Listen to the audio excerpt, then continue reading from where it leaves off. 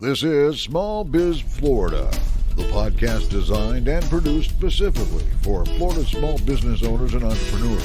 Small Biz Florida, talk that works for Florida. This podcast is supported by the Florida SBDC Network, providing the tools, strategies, and expertise to help Florida's business community thrive. Visit the Florida SBDC online at www.floridasbdc.org or contact your local office and get started on your path to success today.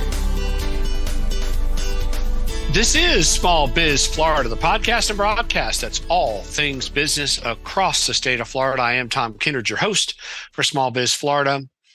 And an important topic that we have produced a number of segments regarding is following up on where we're at with Hurricane Ian, support and assistance and resources through FEMA, through SBA. And again, this segment will be all about where we're at in terms of follow-up with Hurricane Ian. And we've got with us our good friend and partner, Sandra Lawson from the SBA with us today. Sandra serves as a public information officer with the SBA. Sandra, thank you so much for taking time out today to kind of get us updated on where we're at on the West Coast with Hurricane Ian support. Well, thank you so much, Tom. We appreciate you and the SBDC, and glad to be here. So again, lots going on the West Coast. We've had multiple segments dedicated to it. Lots of important assistance through the EIDL and the physical damage loans going on the West Coast. So we appreciate the update. So as we always do, though, Sandra, since you're new to the podcast, just a little bit of your background and pathway to the SBA. Okay, I started with the SBA at the end of 2016 as a public affairs specialist. And that role is a communications role, doing outreach and just sending out the messaging on behalf of the agency. And since I work for the Office of Disaster Assistance, the message is always what resources we have available and things like that, and how people can take advantage of those resources. I'm badged to the Atlanta office, so there are two major divisions within the Office of Disaster Assistance. One is the Field Operations Center West, and the other is the East. So I'm badged out of the Atlanta office. I'm intermittent, so I get to travel to different disaster declarations as needed. Okay. Nice. Well, we appreciate your help in supporting Florida. That's for sure. No problem. So, Sandra, let's start as we always do. Give us some data points as to where you are with Hurricane Ian in terms of support, number of loans, dollars that you've been able to get on the street to small business owners and residents. Okay, as far as the loan dollars disaster loan dollars that have been approved by the SBA, as of Friday, December 3rd, at the close of business, we had $1.1 billion approved in disaster loan funding. And that's for physical damage applications, that's for business applications as far as idle combined. And those applications are still being processed. The smaller number is the approval numbers, but there are many, many more in processing. So the number is going to grow. Okay. So again, it's really hard to watch the TV and see video and see photographs. I mean, it really was. The word really is devastation on the West Coast in certain counties. So, but it is nice to know that there are dollars. Small business owners are getting access to the dollars, and so we certainly again appreciate that. I really won't rattle off all the counties. It's a long list, but it's a dozen counties or a few more that were affected by Ian and were declared under Ian. So basically, all of those counties are sharing in that 1.1 billion. That's not just in one or two of those counties. It's the multiple counties, correct? That's right. Half of that 1.1 billion is saturated over in Lee, which is the heavy impact. Right. Okay. And then those surrounding Lee, they're increasingly filling up that 1.1 billion. But the monies are being utilized, and people are starting to get their results back and things like that. Okay. Mm-hmm. So as we always do too, let's also talk about the actual loan products that are available. Just take us through those, the physical damage and the economic injury. Take us through those two loans. Okay. Well, since we have those two components up front, physical and economic injury. So the physical damages would be for the homeowners and renters, as well as the small, as any business size, plus the private nonprofits for physical damages. So if you're a homeowner and you got damages to your primary residence, you can apply for assistance. If you lost personal property in your home, you can apply up to $200,000 on the physical damages for the homeowner, and an additional up to $40,000 for the personal property, the contents, furnishings, things like that were lost. Now, the businesses up to $2 million is the ceiling on the loan for their structural losses, and then their inventory and other assets related to the business. And the private nonprofits, same thing goes. The $2 million is the limit. Now, the rates are really low across the spectrum there, as far as the homeowner renter, as low as 2.1%, as far as the nonprofits, about 1.8% for up to 30 years on all of these fixed rates. And then for the businesses, around 3%. Okay. Now, regarding EIDL, that is in the primary counties that were declared, plus in the contiguous counties. EIDL is available. In the primary counties, you can have physical damages and apply for EIDL, because you might have suffered both as a business. So the economic injury loans are for businesses and for small businesses now, and for the private nonprofits. So if you suffered, your working capital suffered because people couldn't do business with you due to Hurricane Ian, then you can apply. And we have to say specifically which disaster we're talking about, right, because previous declarations are out there and things like that. But the criteria that it's got to be for this particular declaration. So that's why it's important to have people look at the fact sheet and see, when they're thinking about eligibility, is my county on the list? And then, did I have physical damages, or as a business, did I have physical or economic injury damages? And then some counties might say, well, we weren't really impacted, but because you are located adjacent to a primary declaration county, then you're eligible for economic injury, because maybe you were just close enough to the damages that you lost business because of it. Right. So we encourage people not to rule themselves out on that part. Okay. Let's talk about deadlines for these loans in the Hurricane Ian affected counties. Okay. The deadline for the physical damages has been extended to January 12th of 2023 for the physical damage applications. Economic injury disaster loans are still due by June of 2023. That would be June 29th of 2023 for the EIDLs. Okay.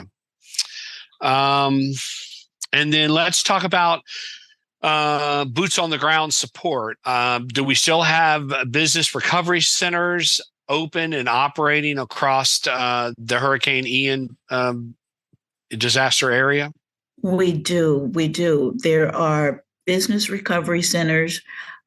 Primarily, we want to see businesses go in there because it's just you and SBA talking about your business.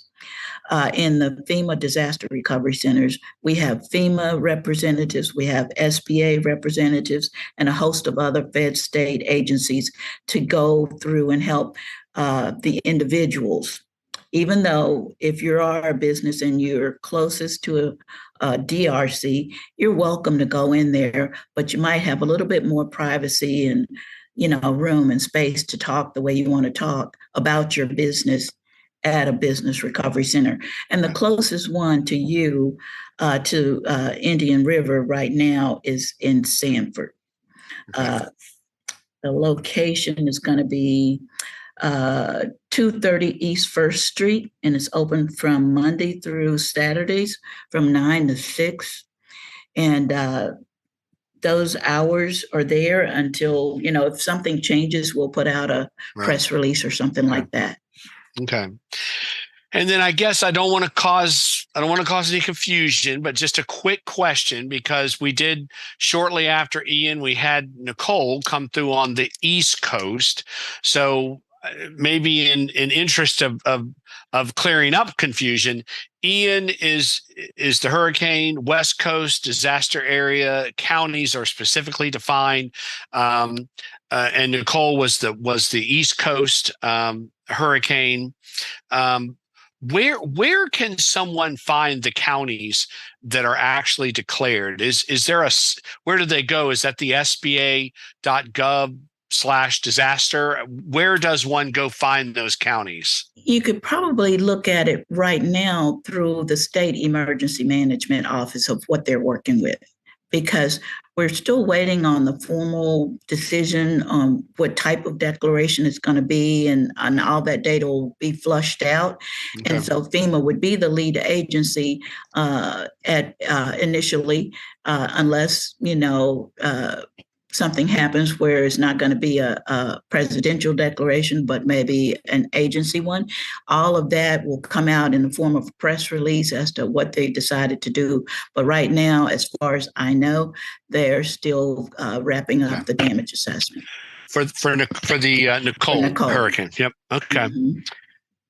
Mm-hmm. Listen, Sandra, again, appreciate your coming on today, updating us. That those are impressive numbers, to say the least. 1.1 billion already in the hands of small business owners, committed, private individuals, nonprofits. Correct? Right.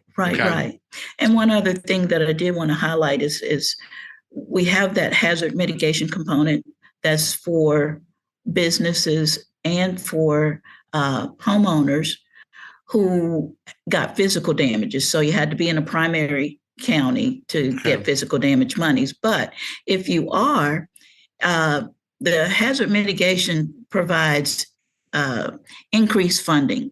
If you're approved for physical damages initially, you can get an additional up to 20% more based on the total verified loss, total up all your losses. And 20% of that could be additional monies added, so you can do something to better protect your property in the future. Right. Yeah. And so that's a neat thing to have, especially right now.